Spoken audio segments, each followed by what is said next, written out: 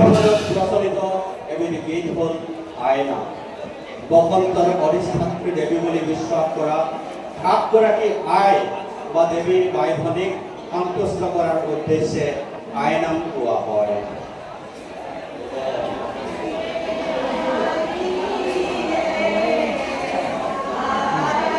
অকণ জুম কৰি দিয়ক। 2x কৰক, 2x কৰক, 2x বেছি নকৰিব 2x। দুটা কেমেৰা মিলাই আছে কেলা, এইটোও মিলাই আছে যে সেইকাৰণে মিলাই আছে। অঁ হৈ যাব।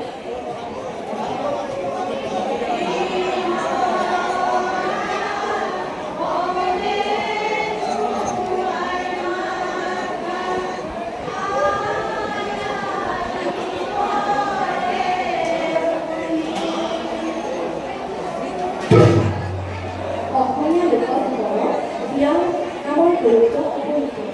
বিয়া নামবোৰ হ'ল অনাগৰী লোকৰ বিখ্যাত ৰচনা। বিয়া নামসমূহে অসমীয়া বিয়া সংগীতমুখৰ কৰি তোলে। অসমীয়া বিবাহ অনুষ্ঠানত বিভিন্ন সময়ত আলহীসকলে গোৱা এই মাংগলিক গীতসমূহ অসমীয়া লোকসমাজৰে অমূল্য সম্পদ।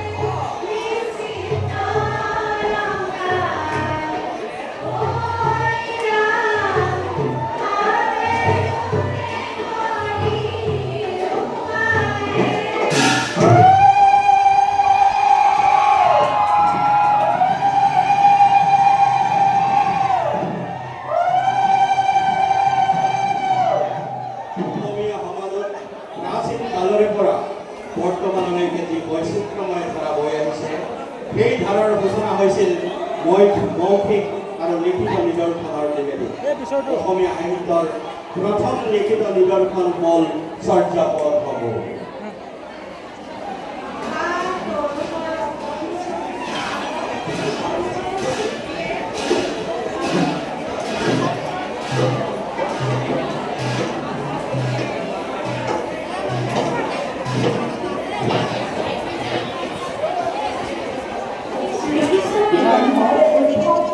অসমীয়া ভাষাৰ বিভিন্ন সাহিত্যৰ নিদৰ্শন। শ্ৰীকৃষ্ণৰ ৰাধা আৰু বয়ালী এই তিনিটা মুখ্য চৰিত্ৰৰ লগতে ১৩টা কাব্য আৰু ৪১৮টা গীতেৰে পুষ্ট প্ৰাচীন নাট্যভূমি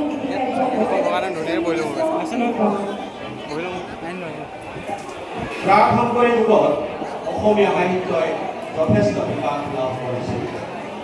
এই যুগত উল্লেখযোগ্য সাহিত্যিকসকল হ'ল হেম সৰস্বতী, অভিৰত্ন সৰস্বতী, হৰিবৰ মিত্ৰ, ৰুদ্ৰমণ্ডলী আৰু মাধৱ কন্দলী।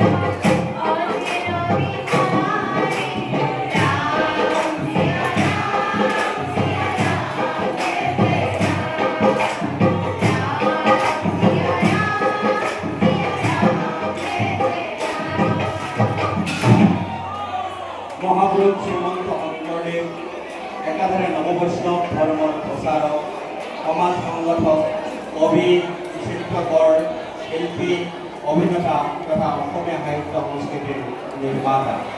তেখেতে অসমীয়া সমাজত ভক্তি আন্দোলনৰ সূচনা কৰিছিল আৰু তেখেতৰ সাহিত্যসমূহ বিশেষকৈ ভাগৱতৰ অনুবাদ, কাব্যভক্তিমূলক গ্ৰন্থ, বৰগীত, গুণমালা, টুটয়, চপয়, অংকীয়া নাটকখন অসমীয়া সাহিত্যৰ অমূল্য সম্পদ। মহাপুৰুষ শ্ৰীমন্ত শংকৰদেৱৰ প্ৰিয় শিষ্য মহাপুৰুষ মাধৱদেৱে গুৰুৰ পদাংক অনুসৰণ কৰি নৃত্য, গীত, ভাওনা, নামঘোষা আৰু ভক্তি ৰত্নাৱলীৰে অসমীয়া সাহিত্য সংস্কৃতি ভঁৰাল সলনি কৰি থৈ গৈছে। শ্ৰীমন্ত শংকৰদেৱ আৰু শ্ৰী শ্ৰী মাধৱদেৱৰ এই ভঁৰাল ধৰ্মৰ অংশ হিচাপে পৰিণামসমূহ প্ৰচলিত হৈ আছে।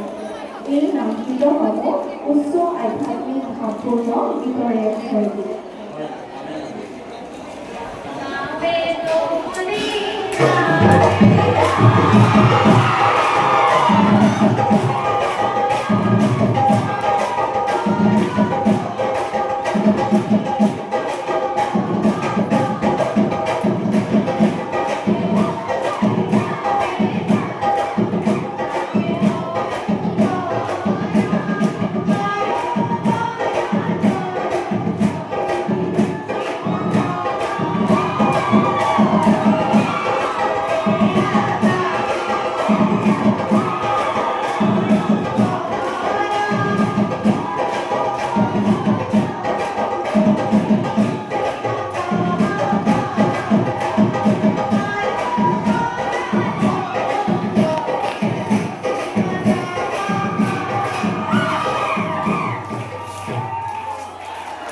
জিকিৰ আৰু তালিৰ পাছত আজান ফকীৰ আছিল এজন ইছলাম ধৰ্মৰ প্ৰচাৰক, সাধু আৰু কবি।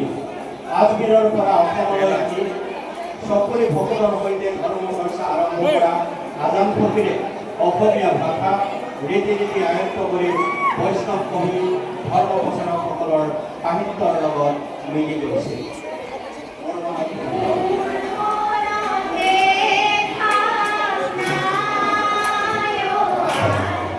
Teguh saudara sah. Teguh saudara sah.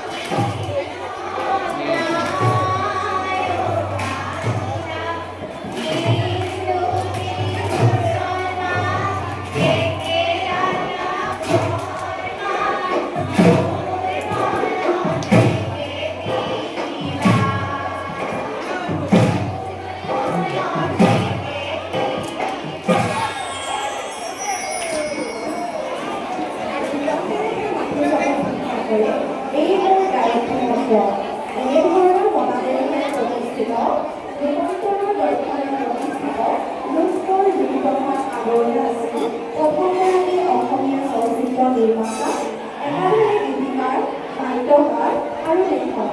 অসমীয়া চলচ্চিত্ৰৰ জনক আগৰৱালাদেৱৰ অসমীয়া সংস্কৃতিলৈ আগবঢ়োৱা অৱদান অমূল্য। প্ৰায় ৩০০মান গীত আগৰৱালাদেৱে নিজে ৰচনা কৰি সুৰ দিছিল আৰু এই গীতসমূহতে অসমীয়া গীতি সাহিত্যত পাশ্চাত্য আৰু